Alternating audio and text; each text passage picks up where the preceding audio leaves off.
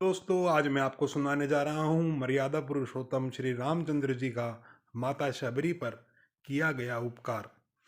शबरी माता के पिताजी भीलों के मुखिया थे। शबरी का एक नाम शर्मना भी था। शर्मना का विवाह एक भील कुमार से तय हुआ, लेकिन विवाह के चलते माता शबरी को पता चला कि कई पशु बलि देने के लिए लाए गए हैं।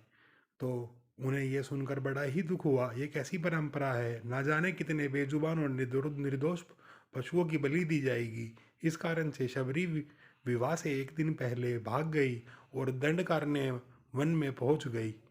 वहाँ वन में मतंग ऋषि जी तपस्या किया करते थे।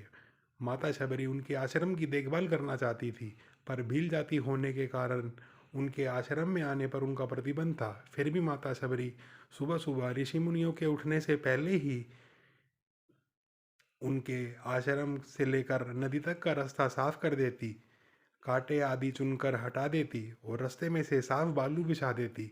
किसी को पता नहीं चलता ऐसा कौन कर रहा है। समय यूं ही गुजरता रहा।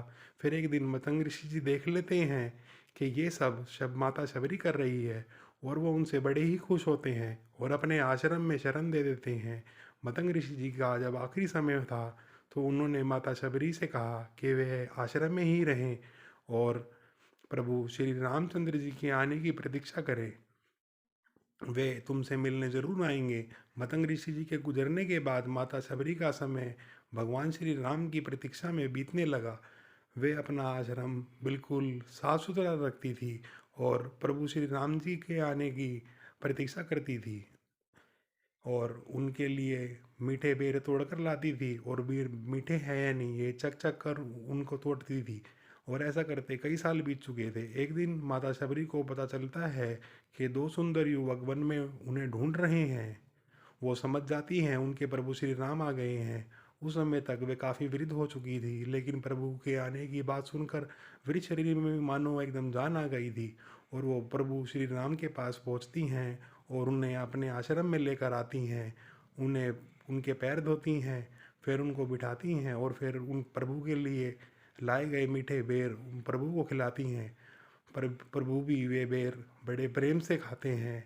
और शबरी माता का आश्रम छत्तीसगढ़ के शिवरी नारायण में स्थित है।